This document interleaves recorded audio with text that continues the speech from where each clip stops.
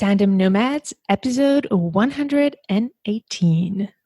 It's important to remember that nobody cares about your book more than you do. Nobody cares about your book more than you do. You're the only one who cares about the success. And so it's up to you to celebrate all these milestones. And publishing a book is a huge milestone. I mean, there's so much work that goes into it. Hello, Nomad Nation. Welcome to Tandem Nomads, the podcast show and entrepreneurship platform where you can find great inspiration and tips to build and grow a successful portable business.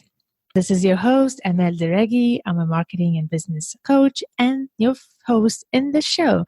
And today's episode is all about how to sell more books and grow your audience.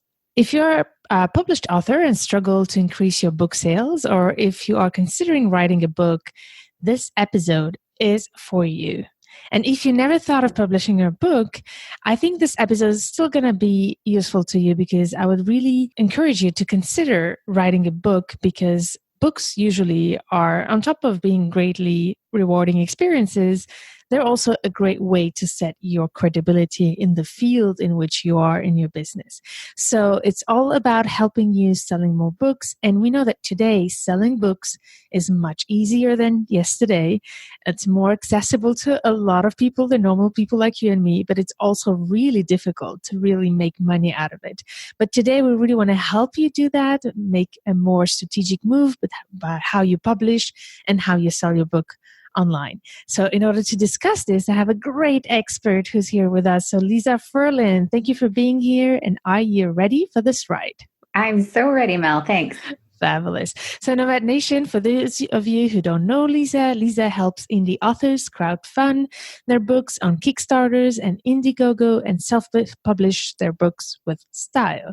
So Lisa Ferland is American, living in Sweden, where she moved with her husband and started her family. Her background is interestingly in public health. So she was a public health consultant for a while, but along this journey in Sweden, she developed her expertise in writing and publishing books. She is the co-author and publisher of her first book, Knocked Up Abroad, an anthology of global moms and dads' experience with birth and parenting across the world. The success of her first book has led her to launch her second one, Knocked Up Abroad, again. This time she had the creative idea to finance the publishing of the book through a crowdfunding campaign using the platform of Kickstarter. Since then, she has launched her consulting services for authors who wish to self-publish and crowdfund their books. So you can find all her great insights and tips on lisaferland.com. So Lisa, I really tried to summarize your background. You have such an interesting background and also needed support for authors that I know a lot of people are starting writing their books. It's one thing to write a book. It's another thing to then publish it and manage to make money out of it. So we're going to discuss that. But before we start talking about selling your books, I would like to know, you know a lot about self-publishing and publishing because you've tried both routes. And I would love you if you could tell us, before we go deeper into how to sell, what is for you the biggest difference between self-publishing and publishing a book, and what criteria should we consider to go one route or the other? Well, for both routes, I think you need to decide whether your book is profitable or not, whether people are going to buy your book. And it's one thing to self-publish a book that's your dream and that is your own personal goal, but then you need to hedge your expectations and not expect to sell a lot. So you have to do market research before you can go down either route, really, ideally. If you're looking to make money, you have to make sure you're going to write a book that's going to sell. Yes, that's for sure. So we have to set the expectations, I guess. Are we going to make money with writing a book, or is the book just going to be a marketing support for our business? And I think that's mainly the difference with novelists and self-help books, etc. Would you agree with that? Yeah. Yeah, absolutely. It can publishing a book can really establish your expertise in your field. If you are a small business owner or an entrepreneur, you can really put down all of your knowledge and experience into book format so that people can consume it that way. So it really does add to your portfolio of services and offerings that you can give to your clients. So it definitely helps in that way. And how you do it and what your ultimate goals are for publishing your book will change the approach you have in terms of marketing it. Yeah. Well, how about novelists? People who their job is to write stories. So what would you have to tell them when they make that decision? Novelists are very different because it's creative and there's a huge market for escapism and fiction and diving into books and escaping the real world. So I think that the marketing of that gives a better opportunity to be even more creative and have more fun with what you're doing. So really the options there are limitless in terms of how you reach your audience and how you engage with them, depending on the genre of your book. But yeah, you can definitely have a lot of fun with different genres of fiction, for sure. Yes, definitely. So here at Nomad Nation, we jumped into the topic right away because we have so much to cover. I would have loved to discuss more about Lisa's amazing background here, but we have a lot to cover. So what we decided to do, Lisa and I, is to divide this episode in 3 parts. Like the first part is all what you have to think about before you write and publish and start selling your book, during the promotion time, and once you've published and started promoting it. How do you keep living with this book and keep the interest for it once it's done? And so we're going to discuss that. But Lisa, I want to discuss with you something off the bat here about that. We were talking about now about self-publishing versus publishing. Let me know what you think about this, because I've been working with a few authors, helping them build their marketing strategy. And for me, as a marketer, the most frustrating part is not having that transparency of the data, of the information. Even when we have a publisher, it's really hard to get information of who's buying our books and who's actually doing what for the promotion. Let's say we have a publisher. Let's start with that. I don't know what you think about that, but I was always expecting from publishers to be able to help the author, promote the book and do something. So what's your take on that? What should we expect from a publisher if we decide to go the publishing route? If you have a traditional publisher, I think they will give you a shot in the first sort of month, the first 30 days of your book launch. So you have to really bring your A game for that first 30 days and activate your network, which you should have made a case for during the whole proposal process. So you should have your network ready to go and ready to pounce on this book, either pre-ordering it or ordering it when it's released, to prove to your publisher that you do have a book that sells and an audience who is willing to read it. I think if you don't make a big splash in those first 30 days, they have to move on to other books and other authors who need their help. So I would really recommend pushing upon first release to make a big splash. So what's the advantage of a publisher instead of self-publishing? Publishers do so much. I mean, they do all the heavy lifting in terms of formatting the book and editing, and you have access to the best editors, and it doesn't cost you anything. So it costs you your time and energy and effort to market, which you'd be doing anyway. But you're not paying for the editing. You're not paying for the cover design. You're not paying for any of that. That's good to put it out there. And the downside, I guess, is that you get a much smaller cut of your book. Yes. Yeah. So I guess Nomad Nation, you have to consider that. What are you ready to do? Do you want to make money out of this? And are you ready to self-publish on your own? Because that's a lot of work. So it's a lot of factors to consider there. But in any case, no matter if you decide to go with self-publishing or publishing, one thing for sure is that you will always have to be involved in the promotion of your book. So in any case, this episode is for you because you cannot just give up on that part. I know that a lot of you are creative people and you have your expertise, you're passionate about what you're doing. Marketing might not be your big A game and your big thing, but in any case, if you want to make it in this field, you need to give it attention. This is why we're here to help you, Lisa and I. So what do we do before launching your book? So let's start with that. Lisa, I know that you and I talk a lot about the importance of building your tribe around your book, and Nomad Nation, I'll send you some links on the show notes of this episode, which are all about how to create your free content that helps you grow your audience. This is super important as an author, but also the importance of having a very clear niche and building a tribe around the book that you're writing. So this is really, really important. We'll discuss how to do that. But I want to hear from you, Lisa. What do you think is the first thing to think about before publishing a book? Well, definitely, as you mentioned, creating and growing your audience. So you can do this a lot of different ways. You can do this with blogging, where you are engaging and talking with your audience through topics that they're interested in.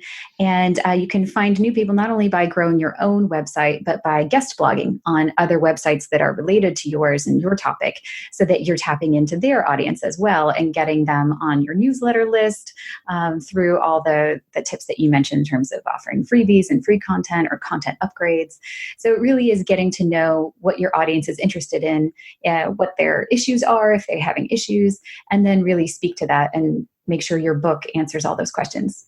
Yes, definitely. So today we're not going to go into big details, but we have a great gift for you, Nomad Nation. If you go to tandemnomads.com/118, Lisa will be preparing for you a great list of marketing strategies, 10 marketing strategies to be able to promote your book, and we'll list them there. But today we're going to discuss all of them, and you will have a guidebook there to help you really go deep dive into it and look at it. So tandemnomads.com/118 for more details about that. But definitely creating the audience. You mentioned guest blogging, which is a great tip. Being present on social media and being consistent. As you know, Nomad Nation, I always insist on the importance of consistency. You need to blog every single week and be present as much as you can. And I want to know what you say about that, Lisa. One of the biggest objections I have about this consistency is I don't want to bother people. What do you say to that? It's not bothering people if you're doing it meaningfully and if you're putting out valuable content. I think that as long as you focus on doing the best job that you can and putting out high quality content, you're not bothering anyone. And if anything, you're going to develop a loyal fan base of people who will keep coming back to you because you keep putting out stuff that they want to read or what they want to listen to. So yeah, you're not bothering anybody by creating good content. Exactly. And I think we have to keep in mind that we need to trust people that they're big enough to make their own decision. If they don't like what you're doing, they'll just go. So, and that's the way you want it to be. You want to have people who really love your work. So the only way you can grow your audience is really by being consistent. And I think that once a week is the ideal way to do it in terms of creating your own content. But the rest of the week, you have social media to also connect with with your audience. So really make sure to know who's that tribe and what is that niche. And again, in the show notes, I will share with you the link about how to find your niche and how to create consistent content that helps you grow your audience. So you're going to be able to deep dive into that. But please don't say that you're going to bother people, because if you really believe in what you're doing, if you do it in a meaningful way, you're actually supporting people and inspiring them. And if you don't do it, you're taking that away from them. So just realize that. I think that's really important. It's the key.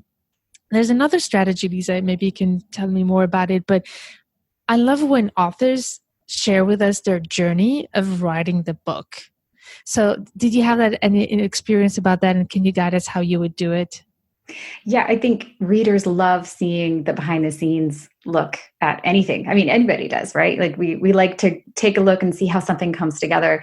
And that was what I did during my Kickstarter campaign, was that backers got a chance to interact with me during the actual production of the book and influence things and get the first peek at the book cover, the cover reveal, and all of that fun stuff that you can offer to make it more interesting. And you can do this without crowdfunding, of course. But yeah, I think giving them a chance to see what it's like, how much work is involved. A lot of people have no clue how much work goes into a finished product. They just sort of buy a book and they look at it and they know they love it, but they don't understand all the steps that you went through to make that happen. Yes, definitely. And it is content. So if you are blocked by wondering what to share, what to post, share that journey and share how you're doing that. For example, Lisa, you had an amazing story with that book cover that you submitted to a mom for, so you're writing now an exciting book. Tell us about that book, by the way. I'm working on a children's illustrated book called When the Clock Strikes on Halloween. And it's super fun. And it's meant, it's my first children's book. And I shared just some illustrations with my newsletter for people who signed up to get news about the book. And I got great feedback. And I said, show this to your kids and let me know what they say. I'm really interested to hear. And this woman responded, oh, my daughter has this comment about this illustration. And I was like, you're right. I didn't even see it. I didn't even see that the pumpkin looked a little scary. From my eyes, it wasn't scary, but to this kid, it was. And I'm like, oh, okay. And so I worked with my illustrator and we changed it and sent it right back pretty quick. And the woman was like, this is amazing. You just asked my daughter for feedback. You then implemented the feedback. Like, of course, we're going to buy your book. Of course, we can't wait to share your book. And so you just generate this really meaningful engagement with readers, and you develop this loyal fan base they feel invested in your book. They feel like they are a part of it and they're a part of creating it from the beginning. And it just really is a way to involve them that nobody else does. I mean, this doesn't normally happen. Books appear on Amazon and people buy them.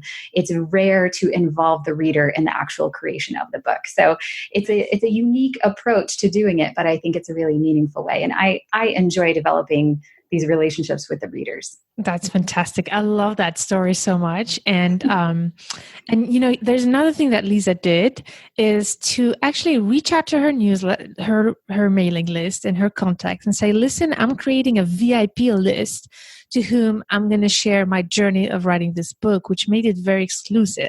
So can you tell us about how you did that? Yeah. I mean, I just created a new list and, I have my existing newsletter people who may or may not be interested in getting the news on a children's illustrated book. So I wanted to separate out, but I also wanted to have people, opt in specifically. And these are people who are interested in getting that behind the scenes look. And so I feel like I can share more of that with them in a way that isn't done publicly. Because not everyone's interested in it. And some things you don't want to share publicly, some of your failures or things you may not want to share publicly. So I think it's an interesting way and something to offer that's different from what other people are doing. Definitely. So it just requires that you have a bit of an audience to be able to do that. So if you don't have one, I would say share the backstory, back-end story, the back of the back scenes of your story. behind the scenes. Yeah. The behind the scenes. Thank you very much. And so that's a great way to do it before. So we're still in that phase before you launch your book. So there's one more thing about that. It's crowdfunding. Crowdfunding is an amazing way to not only fund your book, but also promote it before it's launched. So can you tell us a little bit about the principle of crowdfunding? And then we'll go deeper about that. Sure. So with crowdfunding, the idea is that you will collect a little bit extra money from a lot of people. So you say, everyone pitch in X amount of money and you get the book and some extra rewards. So when someone buys your book on Amazon, they just get the book. But with crowdfunding, you get to offer extra things like either your time or you can include the ebook for free, or you can do a lot of things. There are a lot of rewards you can offer. But the idea is that you're offering reward levels and people support your campaign to help fund the creation of your book. So what you can do is set this up on either Kickstarter or IndieGoGo, and people support your book and help bring it to life. Yes. That's the high level concept of crowdfunding. Yes, exactly. And by the way, Nomad Nation, Lisa is the second time that she comes on the show, and she already deep dived with us on how to do self-publishing and how to do crowdfunding. So I will send you to that link in the show notes of this episode so that you can really learn in details what crowdfunding means in self-publishing. And on tandemnomads.com/118, we'll have this this guidebook that you can download with more tips to promote that.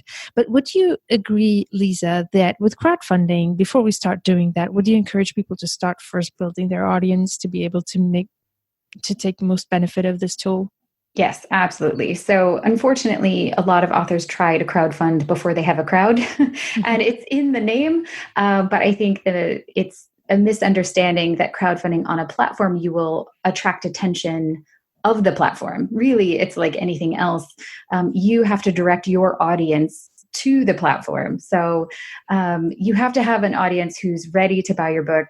Simply posting a link up on Kickstarter isn't going to automatically fund. There aren't people just sitting around waiting to give you money. You have to make the compelling case for why they should be a part of your project, and then ask for their support. Yes, fantastic. So final word about before you launch your book. I think Lisa and I would definitely encourage you to create your audience, and don't shy away from keeping the fact that you're writing a book secret, and wait until you're sure you're going to do it to share it, because this is what happens. It's like, oh, what if I fail at it? Then I have shared with the whole world that I wrote a book and it didn't work out and I gave up.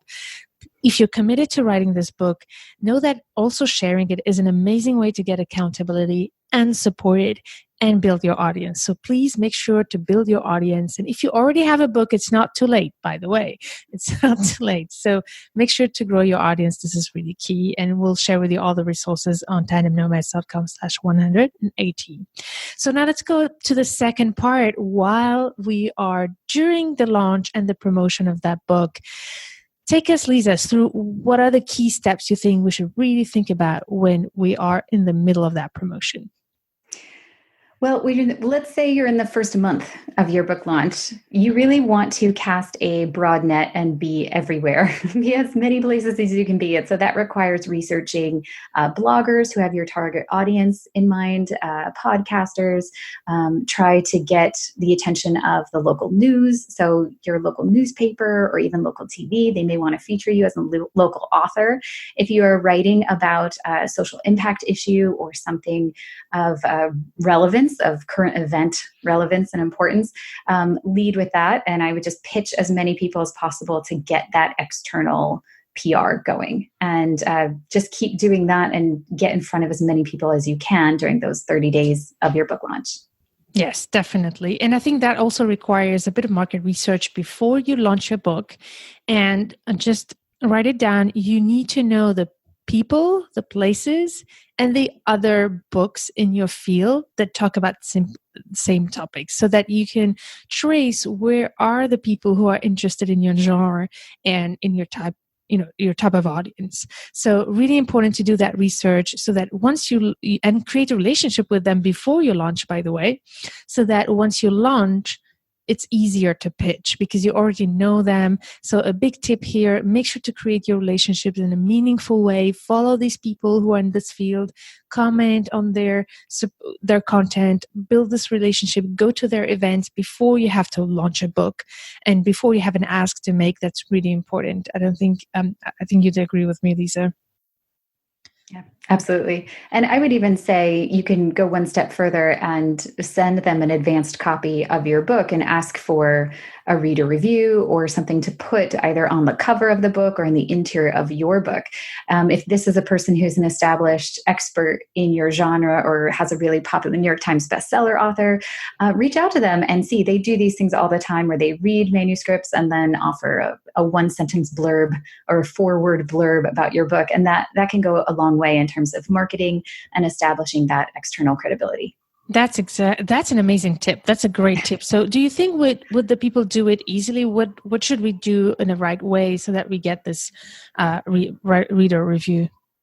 Well, again, like you said, follow these people on social media, engage with them in a meaningful way. And then when you reach out to them with this idea of saying, hey, I have this manuscript, would you be willing to read it or read an excerpt of it and provide this reader review? And then you just have to you just put it out there into the void and see what they say. And I think you'd be surprised that a lot of people say, yes, sure, no problem, happy to, and they follow up. Exactly. You lose nothing by just trying. So this is really Exactly. cool. Great tip. So how about the importance talking about reviews? I think during the promotion, it's super critical for the ranking, especially on Amazon, which is one of the biggest platforms to sell books. You need to have reviews. And so what are the strategies you would do to like increase the number of reviews when you're in the middle of a launch?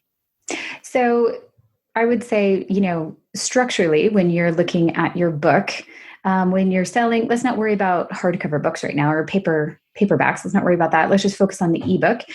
You should structure your ebook such that, at the end, there's usually acknowledgments and you thank everyone who's been involved. I would move that to the beginning of your ebook. And you can even make it so the reader doesn't even see it. Because what happens is Amazon, when you're on Kindle and you swipe to the end, it automatically pops up a bubble saying, what did you think? Leave a review. And people can leave a review right there. But if someone doesn't swipe to the end of your ebook, they never get that prompt. So make the end, the last chapter is the end. So when they finish the book and they do one more swipe, bloop, there's the reminder. If you end your ebook with a bunch of acknowledgments, someone may never keep swiping and then never get that. So that's just a little tip to structure your ebook in a way that helps facilitate more reviews. You have to leverage every review possible and make it as easy for people to leave a review as you can. So I would say, also reminding people, sending out requests in your newsletter. You can have a widget on your website saying, click here to leave a review. Have you read and loved this book? Click here to leave a review, and that directs them to your Amazon page. Oh, that's a good idea. So do you have any names of widgets you would recommend for that? I just created an image and then hyperlinked it to my book and then uploaded it in the widget. Yeah, pretty simple. Pretty simple. That's cool. Yeah. Okay. So very important. That's a really good idea to have it right in your website to get people to leave a review, but also use your social media, use your newsletter to make that ask. You've been sharing great content with your audience. If they are your fans and your tribe, they will want to do that for you. They might even be offended if you don't ask them. So make sure to leverage that work you've done in building your audience and your tribe at that moment, because that's the moment where they're there to support you and I'm sure want to support you. So that's really important. So don't underestimate the importance of reviews. How about the more traditional ways, Lisa, to promote a book? We have readings and things like that. So do you have any tips regarding that? Well, in-person readings are great just to make those in-person connections with real people. And it's always good to have someone take a picture of you at a reading so you can share that on social media for people who weren't there in person. It can be tricky to get people to come to an event. If you know event planning, it's very complex. And so you have to promote that you're doing this in-person reading, just like you'd promote any other event that you're doing. So try to get as many people there as possible. And then, of course, leverage as much as you can and talk to people and thank them in person for being a reader. And take pictures with them, sign their books, do a short reading if you feel comfortable doing that. And just have fun with it. Thank you. Have fun.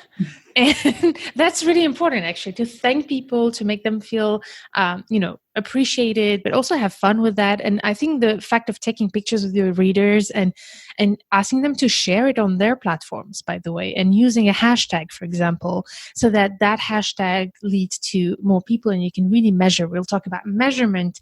That's going to be important, as difficult as it is with sales books, but book sales, sorry. So very important. I would say, I would also add, while you're writing your book, and if you are an author and somebody who loves book, you should know of some book clubs around you.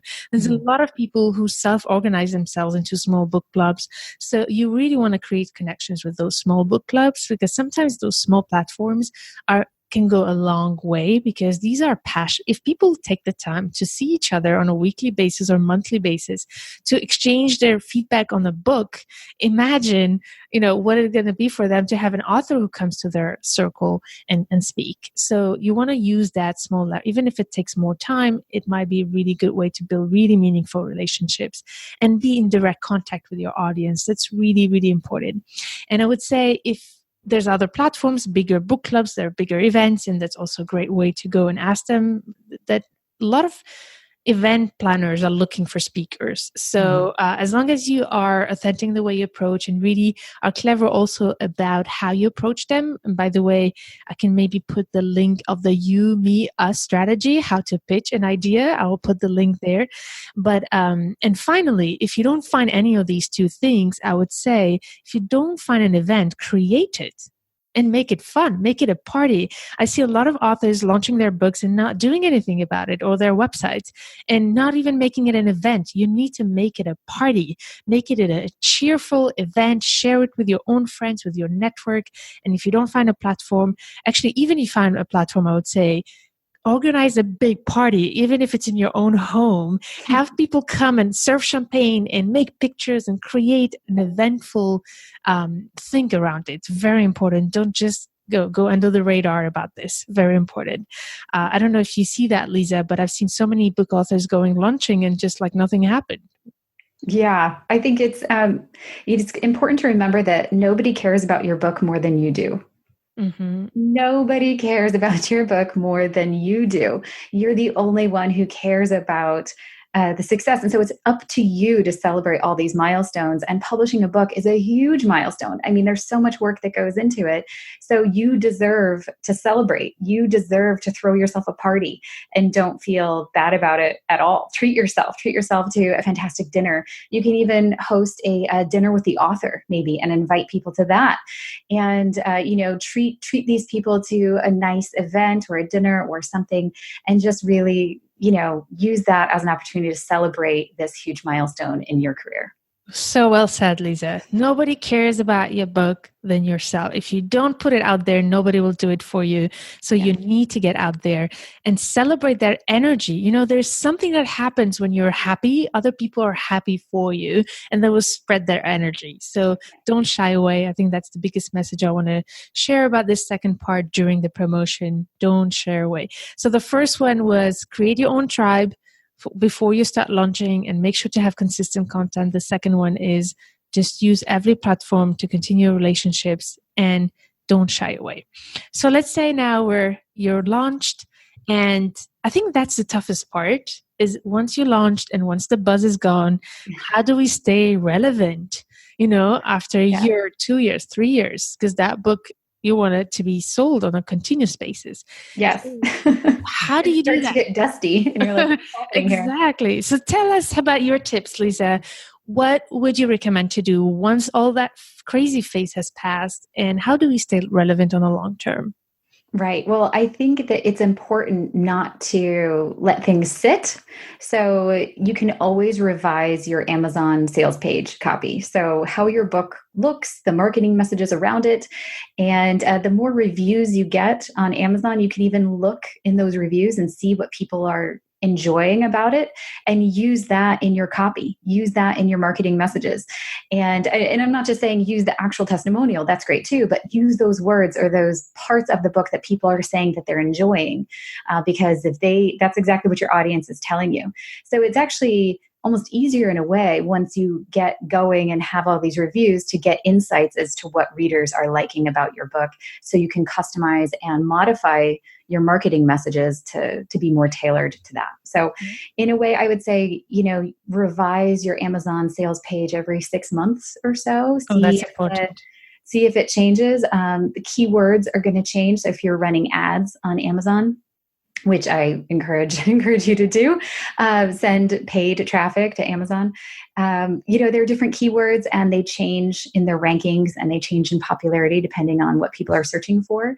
I use KDP Rocket to analyze what keywords are hot and what keywords are competitive, so that I'm not competing with, say, chicken soup for the soul or something, but I'm using some of the key keywords in case someone is looking for chicken soup for the pregnant soul, they'll find my books too. So it's really important to see what keywords are relevant and competitive, and then use that in your advertising. Yes, very important. So KDP Rocket, you said? Yes, KDP Rocket, and it's available.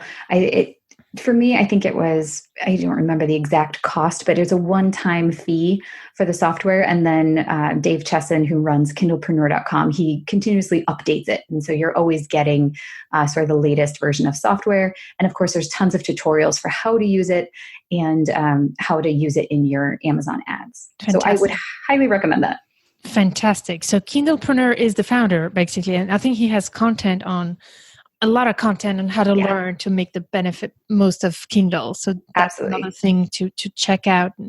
Nomad Nation. So I'll put it on the show notes of this episode. Thanks for those tips, Lisa. These are really cool things to mention. And I do also want to encourage you, like Lisa said, to consider Facebook ads too, by the way, but Amazon ads, because at the end of the day, it's Amazon who rules it's Amazon who's ruling the world of the book sales, and you need to be on the top of that list. So the organic way to be on top of that list is obviously sending traffic to your page. It's having enough reviews, but at some point, there's a lot of competition out there. So Amazon ads is the best way to actually make sure that you're on top of that list. And do you have any recommendation of where we can learn or even get the ads done? Sure. Well, I think that the types of ads that you want to run will differ by genre. So the tips that I've gotten from Kindlepreneur are not really good for children's books. Mm-hmm. So I'm working with a children's book author who sells 100 books a day on Amazon. And so I'm learning from her. That's Lori Wright, and I can send you her information as well. And so because she works with children's books, and I want to make sure that, the marketing messages for parents who are buying children's books is different than adults who are looking to read either self-help nonfiction or are looking to read sci-fi fiction books. So it really depends on your genre. I would also say that you can do a lot of this on your own just by looking at the campaign page copy of New York Times bestselling books in your genre. So look and see what information do they have above the fold. Are they putting reader reviews in their copy? Like how long, how many words are they using? All of that information. You can glean a lot. It still is a mystery because it's hard to see everything that's happening behind the scenes.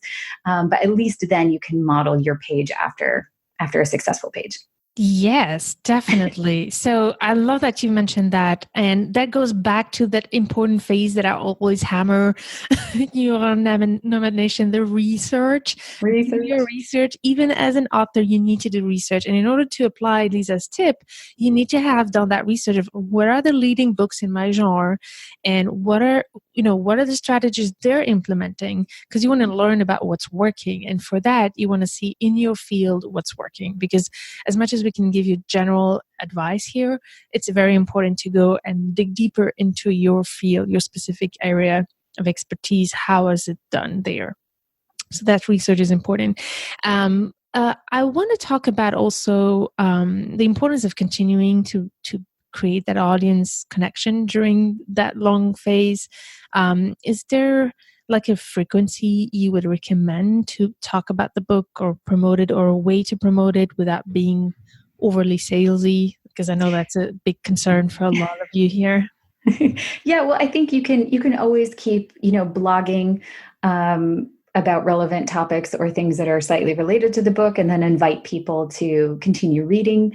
You can start to excerpt the book more and more if you want, and provide excerpts on third-party websites, and say this was an excerpt of this book, because if people enjoy an excerpt that's a sort of article, like, they're probably going to want to read your book.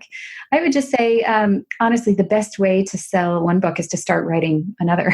I don't think you can be done with just one. You have to keep going. You have to keep going and start the process over again and really build up your catalog of the books that you offer, because readers want more than one. They want more, they want more, they want more. And so the best way is to keep going. If I had to do it over again, I would have taken my 2 books and split them into 3 and then released them over, a 18-month period. Oh, that's smart. So what do you think that's the way to go? Well, for my books, they were anthologies, so they're quite easy to break up. And I could have done them in smaller bites than I did. When I wrote the first book, I really thought, this is it. This is my one book and I'm done. And I had no idea it was going to turn into more. So I think people like series in groups of 3. So if you have something that you think could be a series, or if your word count is really big, like 180,000 words or something, you have to break that into manageable chunks. And so I would break it into 3 books and then release it either every 3 months or every 6 months or whatever you think your marketing plan can sustain. Yes, definitely. I guess with a novel it would be difficult, but with self-help books or anything that has different pieces, that's an interesting idea. I like that. And so what about, you did something that I found really interesting with the Knocked Up Apart books, is that you redesigned the covers to revamp it and, like you said, undust it. I did. so that could be a great strategy. How did you do that? Yeah, so I got to a point where I was running Amazon ads and I was getting a lot of impressions, which means you can analyze how your ad is performing on Amazon. They actually give you a ton of information. And the number of impressions is the number of times people saw your ad. And then you can see the number of clicks. And I just wasn't getting clicks. I was getting a lot of impressions, which meant that my keywords were good. And I was reaching people, but I wasn't getting clicks. So it means that they weren't enticed by the cover. Generally, that's what it means. A lot of people are seeing, not a lot of people are clicking. So what's going on there? Well, then your cover is wrong. If a lot of people are clicking but not buying, then your copy is wrong. So the copy you're using to entice people to click is not working. So you can analyze sort of what the problem is there. And after doing this authorship business stuff, I have more money to invest in cover design, and found a designer who I really enjoyed and asked him to redo my covers. And so it just gives it a fresh look. It looks different. It's a different brand, and it may appeal to new people right off the bat just because it's different. So, people get used to seeing your book cover over and over again. And then when you hit them with something new, they're like, wow, okay, this is a new book. And it's also a fun marketing thing to share. Look, here's my new book cover. Check it out. And so that's one way to do it. And you can redesign your book cover as many times as you want. Some books, some of the classic books, they've been through redesigns like 10, 15 times over the past 20 years. Depending, Emily Bronte's books have been through a million designs. So it's really a marketing strategy as well. That's a fantastic strategy, I think. And did you see a difference once you looked at the click rates? And yeah, I think, my Amazon ads now perform quite well. So I feel good about it. That's amazing. So you see, so Nomad Nation, consider that if you already launched a book and you're struggling to sell it, think about redesigning the cover. That's honestly the cover. There's a reason we call it the cover. It's the first thing we see. So if that's not enticing, then it's not going to lead to the clicks. Talking about the clicks, I want to talk about tracking your numbers. That's super important as an author. Yes. As hard as it is, I would say you need to bug your publisher if you have one. Bug him as much as you can because they will see you're really into it. But if you can't, try to make your own figures. So there's different figures you want to look at. I want to start from a marketing perspective. For me, the biggest number you want to focus on that you can control is your mailing list. You want to grow your mailing list. That's the secret of growing a tribe and an audience of readers who are engaged and like we call them in marketing, the super fans. So you need to have that focus in growing your mailing list. And I already mentioned it, but there's an episode where I teach you how to do that. I will put it in the link about how to grow consistent content that grows your business and your audience. And in there, I tell you about different strategies to grow your mailing list. But you want to always give something for free in exchange of people downloading it and giving you their email. And it has to be something meaningful. Sometimes some authors do like the first chapter of the book. That could be a way to grow your mailing list. There's other ways. I don't know how, Lisa, how you did grow your mailing list. Well, I had an opt-in on my blog and blogged for a long time before launching the book. And then also, now I have a free chapter. It's not the first chapter. It's like the eighth chapter or something. And so people can read that chapter. And then I've gotten actually a lot of people commenting back to me via email with that. And so it's been really positive. So I recommend doing that. Yes. So that's actually something that is important to highlight. When you blog, every single piece should have an opt-in. So the opt-in is that link that you put in so that people can download a piece of good content in exchange of their email. So you need to have every single piece of content, even on social media. You want to put that link and promote that link of the downloadable item you have to offer. It has to be valuable enough so that people want to give you their emails. So very important. So that's one thing to track and focus on that you can control is your mailing list. How about the other figures, Lisa, that you think is important to track? It's very important to track your Amazon bestseller rank and take a look at that. And you can access this on authorcentral.amazon.com. So when you, regardless of who you are as an author, traditional or self-published, you create this account and then you can look at your book sale rankings. You can look at your author rankings, which takes into account all of your books and how they're selling. So you can take a look at that every month, and you can also see how you're tracking from the first moment you published to now to present. So it gives you a snapshot. That ranking is not going to tell you how many books you're selling, but you can kind of glean improvement from there. If you're ranked 1 million or if you're ranked 500,000, that's obviously an improvement. Yeah. But don't you get a notification every time you sell a book? No, you don't. Okay. So unfortunately, no. How do you get to know then, besides the money you get? I guess that's the way to track, no? What goes into your account? I publish through KDP Print, and I'm able to look at how many ebooks I sell and how many paperbacks I sell through KDP. So I can look at the sales lag, generally 2 to 3 days, but it's pretty near real time. So that's a benefit to self-publishing over working through a publisher, because you do get to see exactly, okay, my marketing effort this past week, I sold 20 additional books that I didn't sell the week before. So you can gauge what's working and what's not, as well as running ads. You can see exactly how many books are selling from those ads. Okay. So are you saying that when we have a publisher, we can't even access our account on Amazon?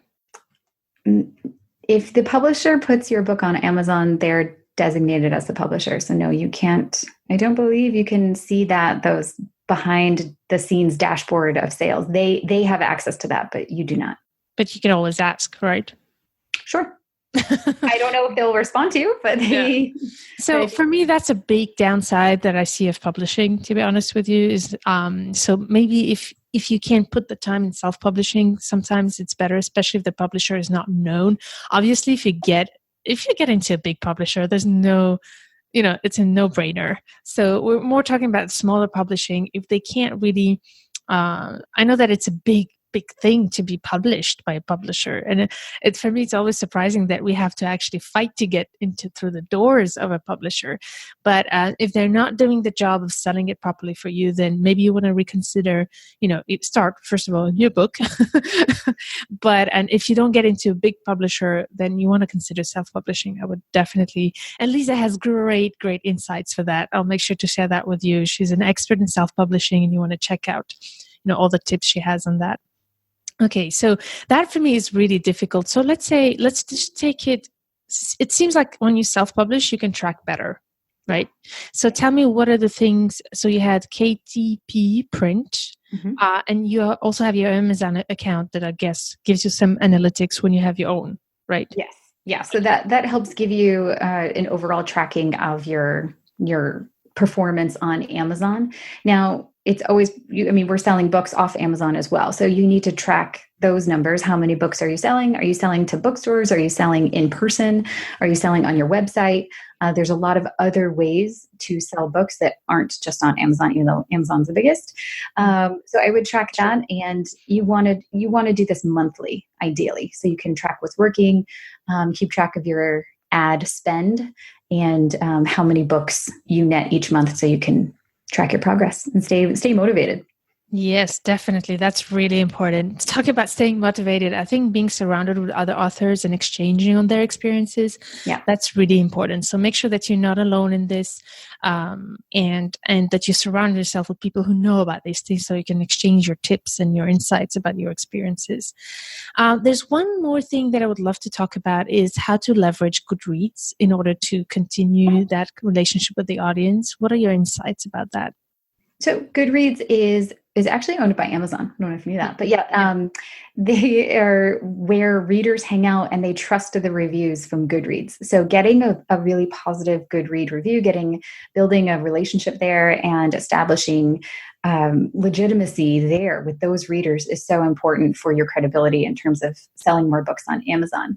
And just like any platform, the more you put into it, the more you will reap what you sow. So if you are constantly updating your to-read list or your reading list and letting your readers know what books you enjoy reading, that's another way to engage with them. You can also have like author chats where they communicate with you, sort of discussion board style. There's lots of ways to engage with readers on there. Now there's some people do Goodreads giveaways where they actually give away books. But I would say don't do that. I would say leverage a giveaway that you manage through your own social media or your website, where you can get the emails of the people who actually have your book in their hands. So you can follow up with them and nurture them and get them to leave a review. Okay, so is there a place I have two questions here because you highlighted two important things.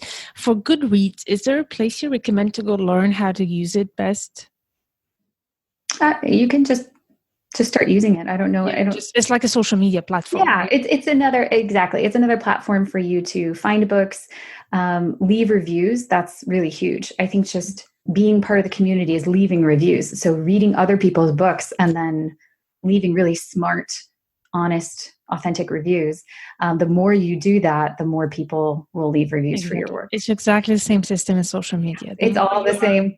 Yeah. The more you're engaging authentically, the more that will come back to you and people will be interested in you.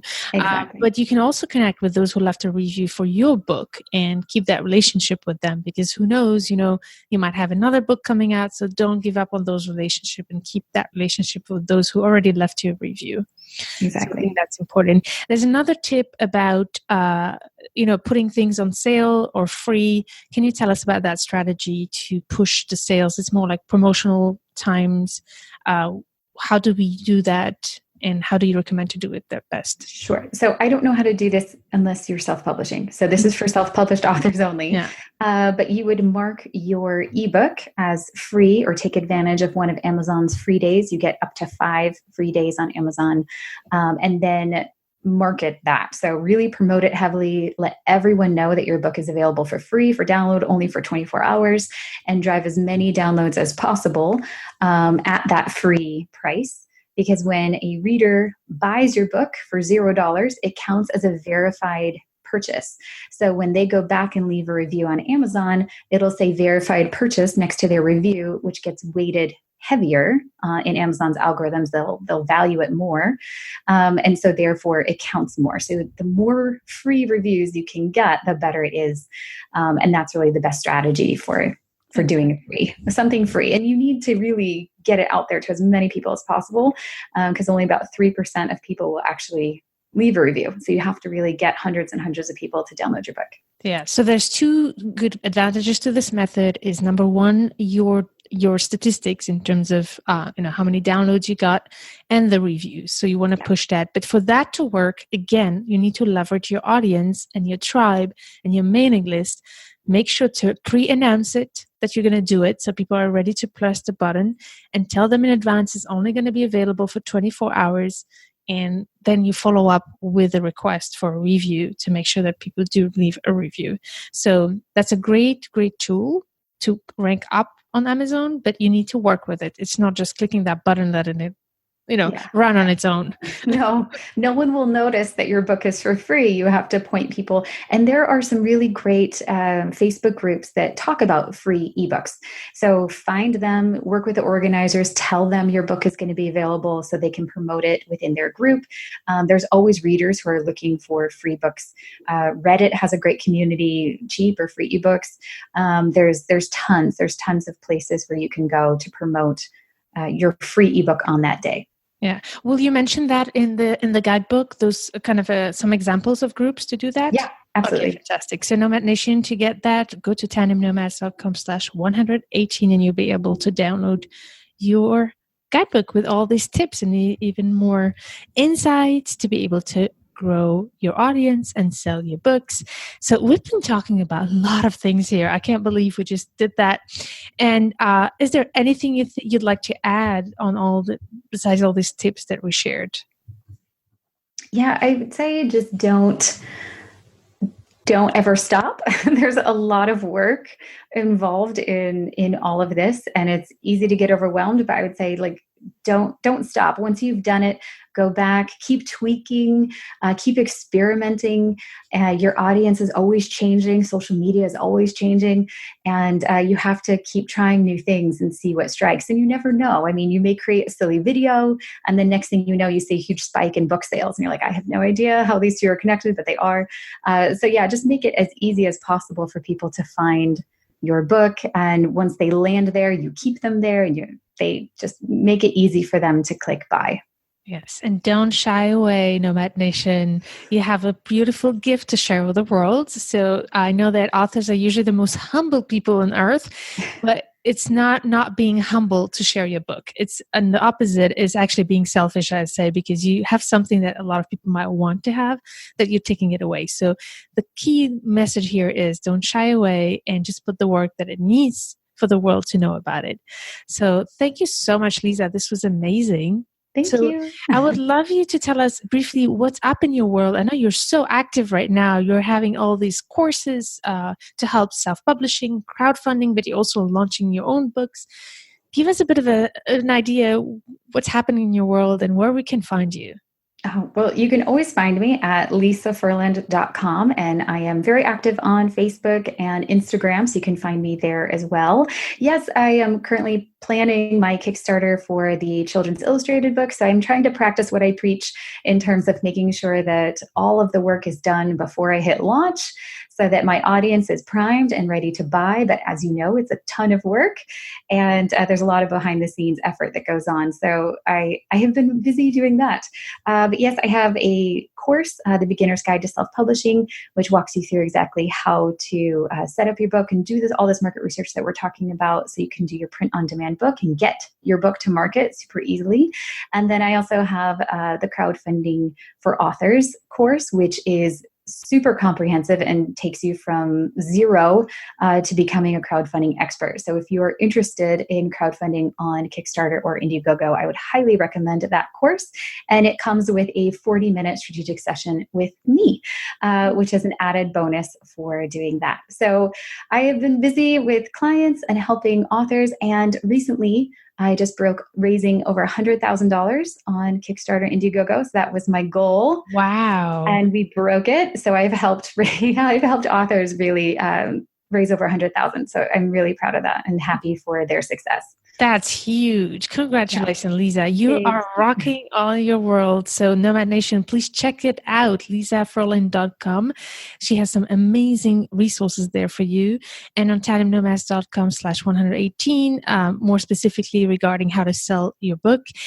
It's been really, really amazing to do this with you, Lisa. Thank you so much for sharing your amazing expertise on this topic. Thank you. This is so much fun. It's so fun. So, Nomad Nation, one more thing before we say goodbye. I would love it if you make sure to subscribe to this podcast show if you're listening to it on the podcast app of your phone. That will help more people find it. So if you could just press subscribe, the button, it's all free. And the big advantage for you is that you will be able to receive every new episode automatically on your phone. You won't need to search for it anymore. So I can't wait for the next episode with you, and stay tuned to turn your challenges into great opportunities.